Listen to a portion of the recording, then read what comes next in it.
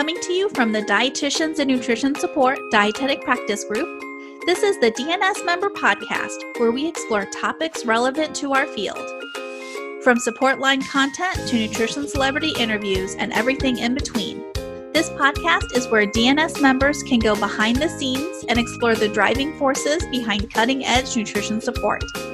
I'm your host, Christina Rollins. Let's get started.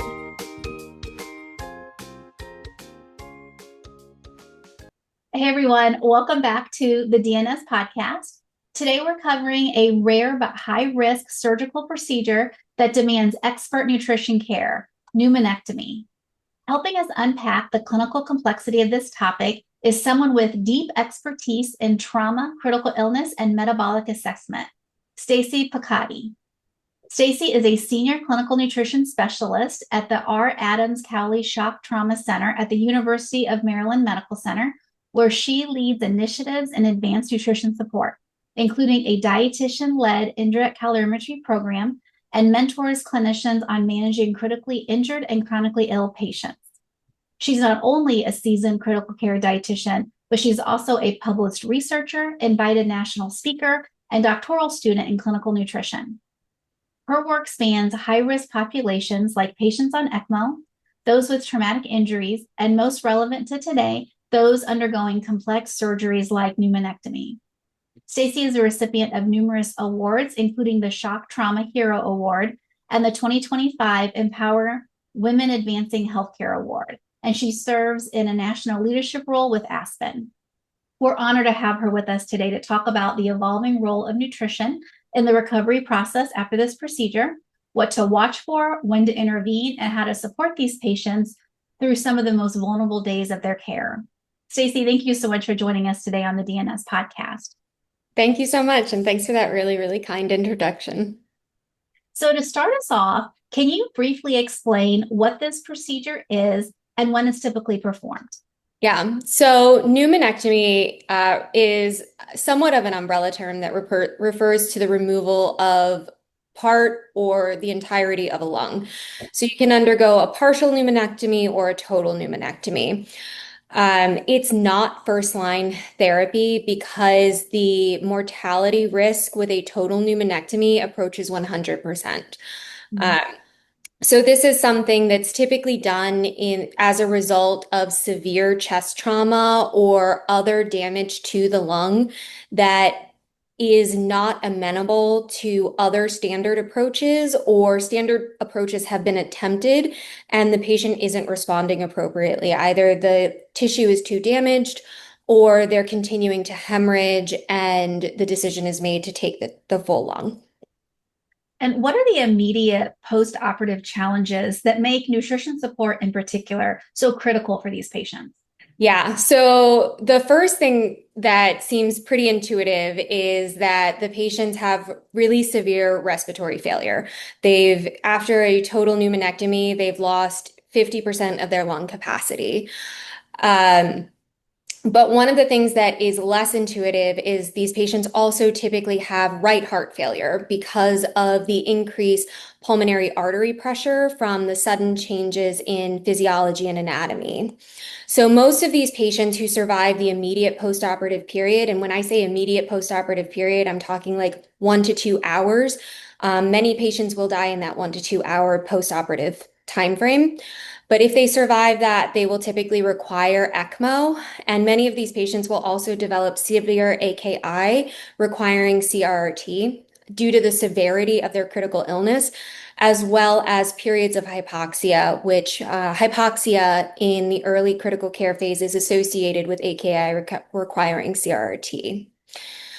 On top of those kind of patient population specific concerns, there's also just the general concerns that you deal with in trauma and surgery critical care, which would be vasoactive support, respiratory failure requiring mechanical ventilation, the risk of ileus, frequent operations, especially in this population because they typically would not close the chest immediately.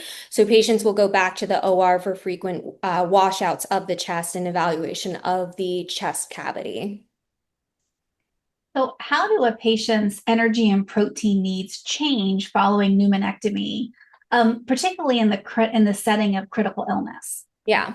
So immediately following the surgical intervention, energy and protein needs will actually be lower during the early acute phase of critical care, which can last anywhere from 24 hours to 10 days post insult. So in this population, I would anticipate it lasting on the longer side of things. So typically more in that 3 to 5 day range rather than that 1 to 2 day range. In addition to that, we are learning that trauma patients, particularly trauma patients treated at a high volume quaternary care trauma center, are not as hypermetabolic as traditionally thought. So in general, their energy and protein needs early on are lower than anticipated. If they also go on ECMO, which they are generally going to need to go on to, that will further lower their energy needs, potentially due to central cooling effects. There are heaters in the ECMO circuitry that help to warm the blood, but anytime you're taking such a large blood volume out of a patient and kind of taking it on a scenic route through the patient's room, it's going to cool down. And when it's returned either into the left chest or into the right chest, depending on the cannulation type. So you're returning it essentially right next to the heart. So you have that central cooling effect that lowers your metabolic rate. That's from an energy perspective. And then protein, you also have a lot of things that are kind of all coming into play all at once. So ECMO, we know, increases inflammation pretty profoundly, which is associated with an increase in protein needs to achieve nitrogen balance. CRRT also is associated with higher protein needs because of amino acid and protein losses in the effluent. And then there's also just the protein needs for healing for the surgical stress. And oftentimes, if a patient needs a total pneumonectomy, they rarely have isolated, one-sided chest trauma. They usually have other things going on elsewhere as well that they're working on healing. So they have these kind of lower calorie needs, but higher protein needs, and the needs are dynamic through the course of critical care. So we know that enteral nutrition is the best option for patients, when you're thinking of tube feeding versus parenteral nutrition. But that can be hard. And I think kind of what you're describing is almost like the perfect storm of a critically ill patient.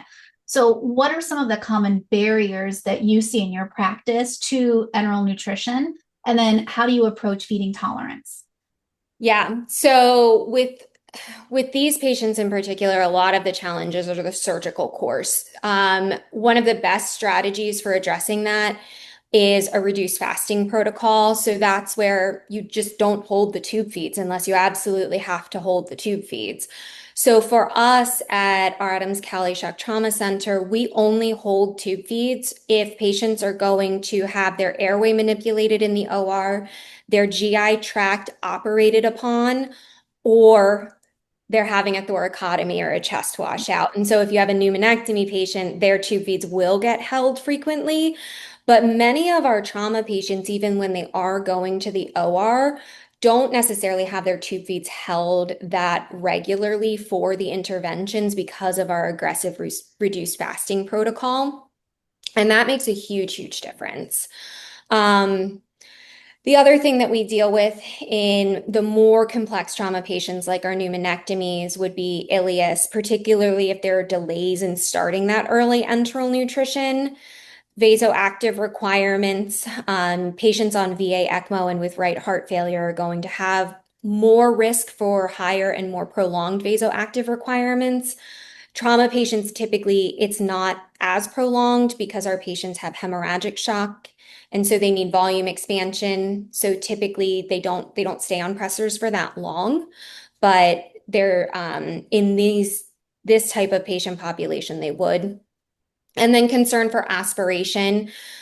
which we know that post-pyloric feeds don't necessarily eliminate the risk for aspiration, but when you're down 50% of your lung volume and that one lung is tenuous at best because of the severity of critical illness, anything that we can do to mitigate any additional risk of harm, we're going to do that. And so in these patients, we would typically opt for post-pyloric feeding unless we start at gastric and they're doing phenomenal. And if things aren't going well within the first couple of days, we start thinking about supplemental parenteral nutrition. I think as a practice, dietitians I see in the ICU have kind of moved away from it conceptually a little bit, particularly early on. But in these incredibly high risk patients, I would advocate for it starting in that first week of critical care because if they haven't tolerated their tube feeds in those first several of days, they're probably not going to tolerate them for a little while, and it's very easy to get behind that 8 ball. And I think sometimes we think about enteral and parenteral nutrition as one or the other. And I think whenever we can contribute to this thinking of like they can work as an integrated process to meet the patient's needs, I always try to further that conversation. Well, I think you paint a really nice picture of that kind of combo feeding with tube feeding and TPN. But at what point are you thinking whether or not to initiate nutrition support at all post-op? Like, what are your indicators for both timing and for method? Yeah. So ideally, we're starting enteral nutrition once hemodynamically stable within the first 72 hours. There is some literature in trauma that has a more liberal definition of early enteral nutrition extending out to 72 hours that continues to show positive outcome influence with that more liberal definition. So that's what we use. We are really looking to maintain gut function and integrity in that time frame, and I think that also helps us when we're collaborating with our teams that we're not pushing to get them right up to goal, day two, but we're just trying to get something going through the gut. And I think having that more of a collaborative approach lowers the barriers to entry a little bit. And when we're assessing our patients, we're doing this from a holistic framework. So we're not just looking at one or two data points, but we're really looking at everything that's happening. So when I'm looking at my patients from a nutrition-focused physical exam, I'm not just looking for, do they have muscle or adipose tissue wasting, but I'm also looking at the skin assessment to see, are their extremities cool to the touch? Are their extremities well perfused or are they mottled? Because remember, anything that's happening on your skin is also happening in your GI tract. So if your skin is mottled, your GI tract is probably not well perfused either. And that can be an indication that enteral nutrition is probably not the safest bet at that time frame. Also looking at GI exam, are the patients distended, firm? And then also looking at gastric output. I know, again, as a practice, we've really moved away from gastric residual volumes and looking at gastric output. But when you're dealing with a highly complex population and aggressive enteral feeding on vasoactive support, gastric output and gastric residuals can provide you some information. They can be that canary in the coal mine that gives you that early indication that something might not be going well. So that's when we're looking for enteral nutrition. We also look at, just total vasoactive dose, where it's trending. Are they still getting, a massive transfusion protocol, or is that starting to improve? And then for us, we don't look at lactate that much in trauma because lactate for us is typically an indicator of resuscitation because all of our patients come in with elevated lactates as the result of a hypoperfusion reperfusion injury. So elevated lactates aren't as helpful for us as they may be in some other areas. So I do find, and I always encourage anybody that I'm educating on nutrition support in critical care, if you are using lactate, know what it means, and know when it doesn't mean what you think it might mean. Um, for parenteral nutrition, we start looking at that really starting on day 3. There is some literature in trauma patients particularly, but I would hazard that it would likely extend out to other critically ill populations, that initiating IV amino acids in particular in those first 48 hours following insult can negatively impact the metabolic adaptations and have been associated with worsened nitrogen balance, 1 to 2 weeks into ICU stay. So we're aggressive within reason. So we're not necessarily, jumping the gun on day one for it for the most part, but we really do start to look at our patients pretty closely for indications for parenteral nutrition starting on day 3.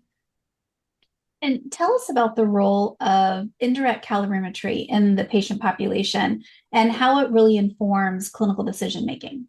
Yeah. So indirect calorimetry is so critical to determining what your individual patient's needs are at a given time. So we know that energy needs are dynamic across the course of critical care, and that there's a lot of variability depending on the severity of critical illness, whether or not the patients have second hit injuries or second hit infections, as well as genetic factors, considerations like age, sex, and body composition, some of which are factored into some predictive equations, but things like body composition and genetic factors are not. So indirect calorimetry can provide us insights that even the best predictive equations, unfortunately, just aren't able to. And particularly when you're dealing with a fragile population like patients on ECMO or patients with pneumonectomy, that are less able to tolerate underfeeding and overfeeding, having something like indirect calorimetry to help tailor it to that individual and achieve that precision nutrition approach can support the patient's recovery process without contributing to other complications like increasing infectious morbidity or diaphragmatic weakness. The primary challenge in pneumonectomy patients is the risk for derecruitment. So with indirect calorimetry, you do have to briefly disconnect the ventilator. It's incredibly brief, but in very, very fragile patients, they may or may not be able to tolerate that. The other consideration is whether or not the vent mode would be amenable to having the ventilator briefly disconnected. There are certain vent modes that rely upon a high pressure inside the ventilator circuit, and you can't actually break the circuit in some instances. I work really closely with my ICU team and my respiratory therapist to achieve indirect calorimetry in any single patient we possibly can. So in some of those vent modes, we'll clamp the ET tube to maintain that high pressure. In patients with when we've done indirect calorimetry in pneumonectomy patients, I've had the nurse, the respiratory therapist, the intensivist, and me. We're all in the room monitoring. Each of us is monitoring a different thing. So it definitely is a team approach. And I think that that achieves really the best possible outcomes when you're working with patients that are this acute. The other thing, though, that isn't really, you can't really circumvent it in pneumonectomy patients is there is a risk for air leak at the pneumonectomy stump.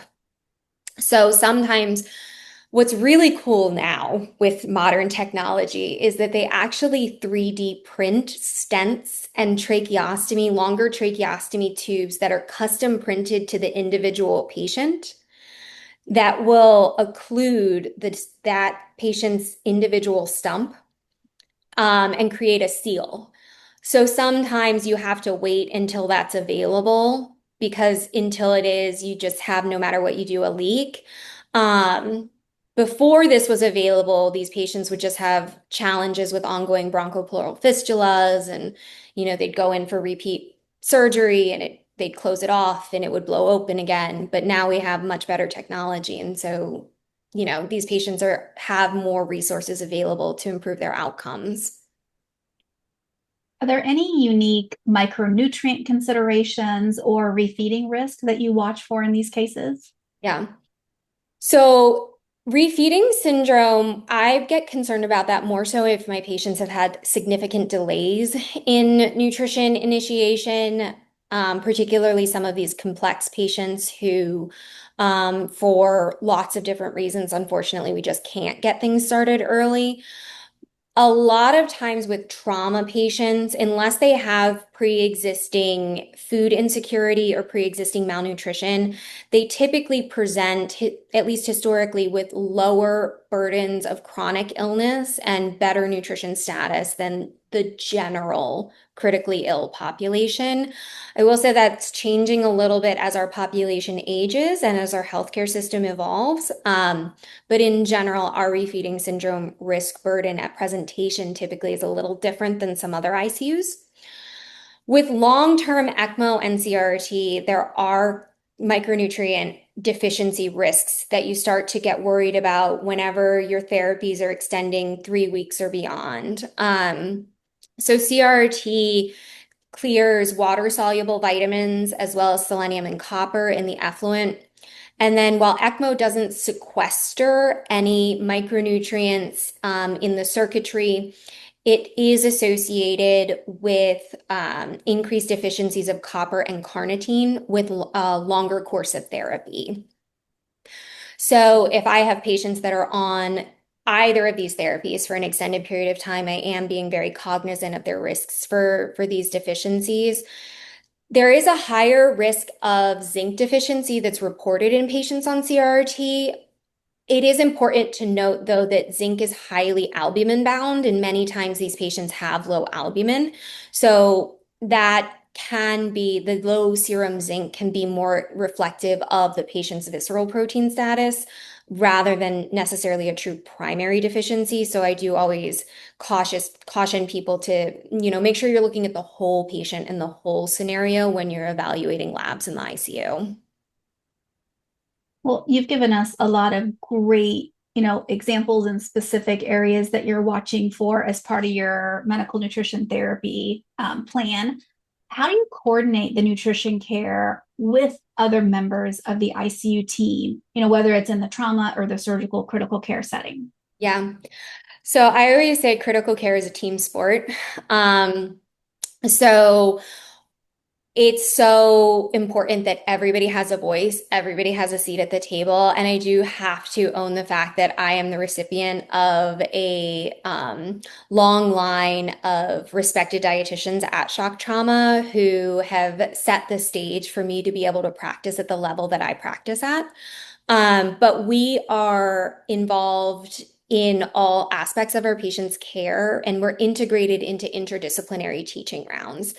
So we go to our ICU rounds and we don't just go and attend to learn kind of the things that we need to know to write our notes, but we go and we're monitoring the nutrition care of our patients and we're speaking up on rounds to say, this isn't going the way that it's supposed to be going. And what are we doing about it? What's the plan here? Let's work all together. So we're all very collaborative. And that's also one of the reasons that I think shock trauma is so great, that it is a very collaborative approach to clinical care. And when there are particularly challenging patients from a nutrition perspective, I'm not just working with my ICU team, including, my fellows, my attendings, my nurses, and my respiratory therapists. I'm also communicating with the surgical teams to make sure I'm understanding their concerns, understanding what they're seeing in the OR, so that everybody is kind of on the same page. Everybody has the information they need to make the best care decisions. One of the things that I thought when I was a baby dietitian is that when I would come to these conversations, I would need to know what the problem is, why it was occurring, and what the plan was for fixing it. And what I've definitely learned as I've become more established in my practice is I don't always have to have all of the answers, and that's okay. But being comfortable coming to the table and saying, like, hey, like this patient's not getting fed, and I cannot for the life of me figure out why. And sometimes I bring that to the ICU team and nobody can figure out why. And it turns out that the patient just kept asking to have their tube feeds turned off. And we need to then have an evaluation of what's going on there. So sometimes just starting the conversation is what's needed to, advocate for the patient's nutrition care, um, to make sure that everybody has the information they need to make the best decision possible. And what considerations come into play as your patients are transitioning from the ICU to step down care and eventually moving back to oral food intake? Yeah. So we add more and more people into our team sport there. So risk for aspiration, especially, going back to pneumonectomy patients, becomes even more of a concern as patients start to add in oral intake. And so our speech therapists are paramount in being able to make sure we're doing that in a safe way that's supporting the patient's transition and strengthening, rather than putting them at risk for new complications. And when we're working on making those transitions, I'm working with the speech therapist, the nursing staff, and the patient themselves. Most of the time, sometimes, unfortunately, due to the severity of trauma, patients are not always able to participate in those conversations. But whenever possible, we're working with the patients to understand where they are. Some patients, as soon as they're able to eat, they're like, down for it. They're excited. They haven't eaten in a while. They don't care what you feed them, but they're there for it. Other patients, their PTSD is very severe from their traumatic injuries. They're very concerned about everything that they've been through. They're terrified of setting themselves back. They hated being on the ventilator, and they don't want to do a lot of this stuff. And they would rather stay on the tube feed for longer if it meant they felt safer doing it. So understanding where the patient is in their personal recovery journey can help us make sure we're supporting their recovery process in a sensitive and collaborative way. Well, we just have a few minutes left in this episode. So I'd just like to ask, can you share a clinical case or a scenario that really highlights the complexity and the impact of nutrition support after pneumonectomy? Yeah. So one case in particular that comes to mind, we had a patient who was a young man who had isolated chest trauma, and he had a total pneumonectomy and was on VV ECMO, did not require a prolonged stay on VA ECMO. We were able to get him immediately onto enteral nutrition support. He never required parenteral nutrition. We were able to get indirect calorimetry on him once he was stabilized to be able to guide his nutrition support.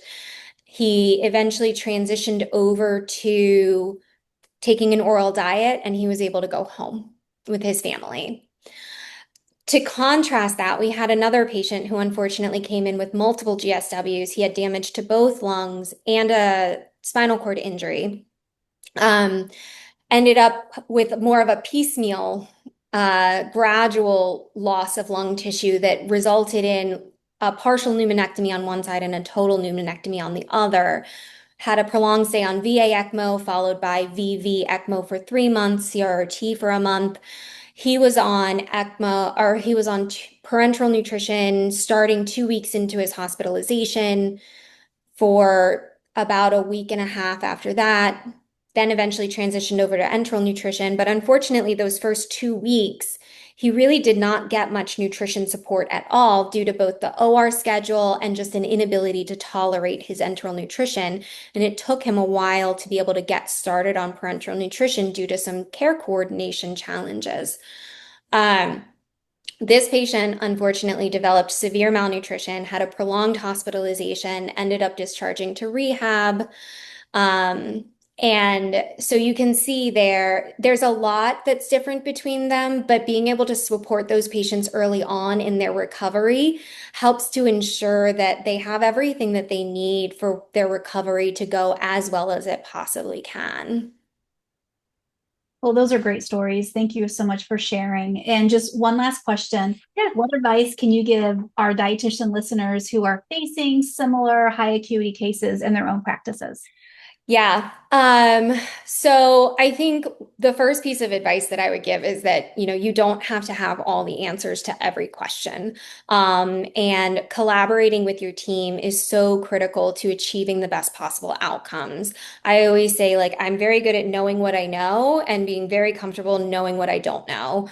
And then also, if you don't have access to a scholarly library, you don't work at a teaching hospital, and you're not pursuing an advanced degree currently, know somebody that does, because when you're dealing with patients that are this complex, you need to be able to access those resources. And then the final piece of advice I would give, so I guess I have three, sorry. You asked for one, I give you three. But the final piece when you're dealing with particularly trauma patients, is finding that balance between being passionate about your work and having your work consume you. Dietitians, I think in general, can be really passionate care providers. Um, and trauma can take a lot out of you because sometimes, no matter how hard you work, things don't go well, and the outcomes can be hard to take because we are caring for our patients on the worst possible days of their lives. Um, and just recognizing that you're doing everything that you can, and every day trying to find that balance between being passionate and being consumed. Well, Stacey, thank you so much for sharing your expertise and your experiences with us today. Your insights into the role of nutrition and recovery after pneumonectomy and your commitment to advancing clinical nutrition in general, I think is just so incredibly valuable to our listeners. So thank you so much for sharing your experience with us. It's my pleasure. Thank you so much for having me.